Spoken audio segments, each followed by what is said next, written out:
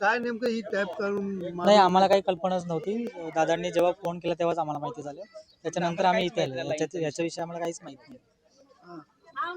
मग तुम्ही इकडे आलेले ते पाईप टाकतात आहे, त्या विषयावरती तुम्ही विचारणा केली का त्याला? केली नाही, विचारलं. त्यांनी बिल्डरचंच नाव सांगितलं. जसं दादांना तुम्हाला जसं सांगितलं तसंच त्यांनी त्यांचंच नाव मग सांगितलं. आता पालिकेची काय भूमिका असेल? कारण पहिले आता आम्ही पाईपलाईन साहेबांना फोन टाकतात. केला, बघू साहेब काय करतात. आम्ही तर खालचे कर्मचारी आहोत. नाही, प्रायव्हेट मग आहे. प्रायव्हेट आहे. ही लाईन कुठे टॅप मारून टाकतात तुम्ही? टाकलीच नाही अजून, टॅप मारून फक्त पाईप टाकतोय. कशासाठी टाकतात? सार्वजनिक म्हणून कोणी दिलंय सार्वजनिक टाकायला? पिंटू शेटने सांगितलं सार्वजनिक 2 पॉईंट टाकायला. कोणी सांगितलं? पिंटू शेटने.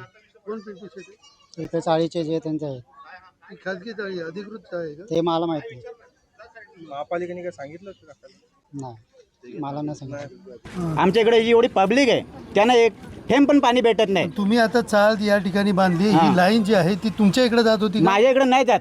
मी कॉमन लाईन मी चालीला देतोय आणि आम्ही स्वतःच्या पैशाने करून देतोय. मग ही लाईन तुम्ही टाकत होते का? आम्ही लाईट टाकत होतो पण पब्लिकसाठी टाकत होतो. पण त्याची परवानगी वगैरे काय? परवानगी वगैरे आम्ही घेतली तर आम्हाला फिरवायची कामं करता, आज या उद्या या, आणि एवढी पब्लिक आहे, बिना पाण्याची कशी राहिली ते. पण शेवटची चाळ आता बघितलं तर अनधिकृतपणे बांधलेली. अनेरोज काम नाही येतो आमचं. अधिकृत आहे का तिचा? तिथं लिगलीच काम आहे आमचा. 7 वर्ष आमचं, आम्ही इथले रहिवासी आहे. तुमच्या पण पालिकेकडनं त्या कामाची परवानगी पालिके जर चालीची परवानगी देत असेल तर आम्ही परवानगीला एक्सपेक्ट करतोय सध्या. तर विषय आता हे सध्या आमचा लिगलीच आहे.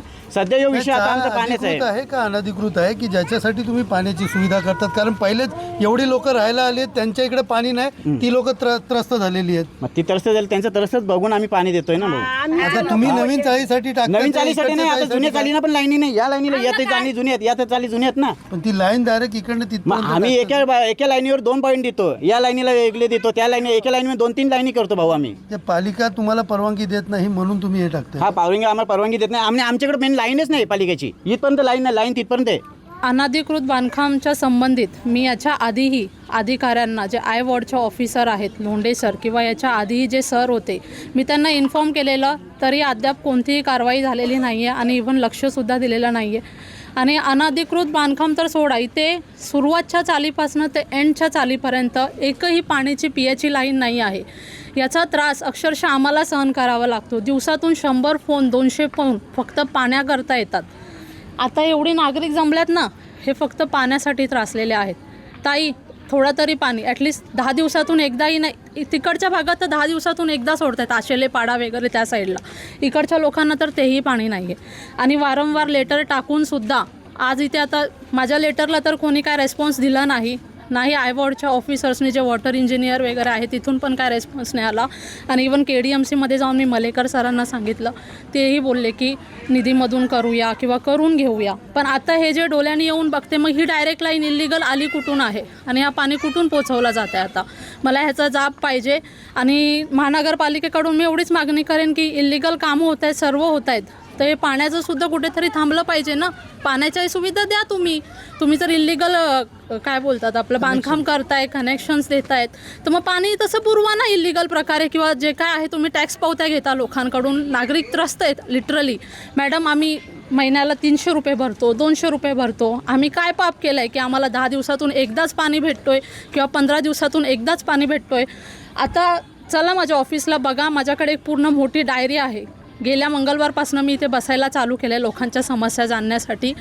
त्याच्यामध्ये बघा, लोक तेच सांगतात की ताई 10 दिवसातून 15 दिवसातून आम्हाला एकदाच पाणी येतं. आता तुमची काय भूमिका असणार आहे? संबंधित अधिकारी असेल किंवा काय असेल, वारंवार तक्रार देऊन कारवाई करत नाही, पुढे तुमची काय भूमिका असणार की अशाच प्रकारे चालू असलं तर?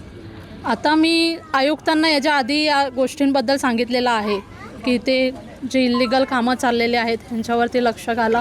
आणि अजूनही मला त्यांच्याकडनं हीच मागणी आहे की सर, एवढं सांगूनसुद्धा तुम्ही लक्ष नाही देत आहेत, तर या हलगर्जीपणाचं काय समजायचं? मी नगरसेवक असून मला लाईन नाही प्रोव्हाइड गेली पाण्याची, पण इतर बिल्डरांना किंवा जे समस्त लोक आहेत त्यांना तुम्ही देत आहेत.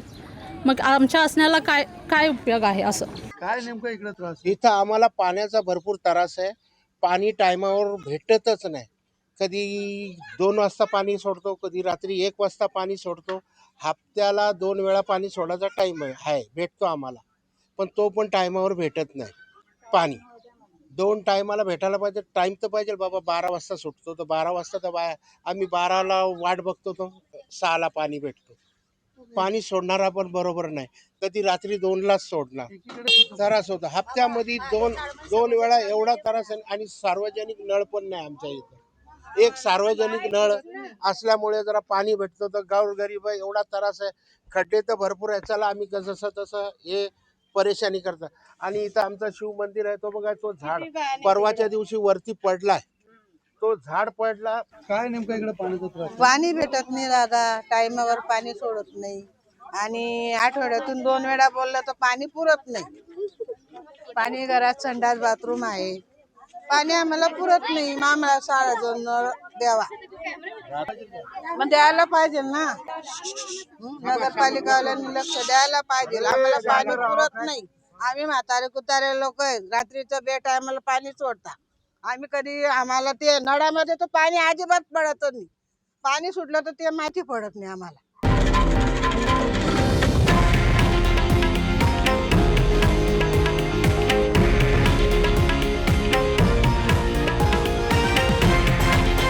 हे आहे देशातील नंबर 1 न्यूज नेटवर्क आणि आपण पाहत आहात TV9 मराठी, एकमेव.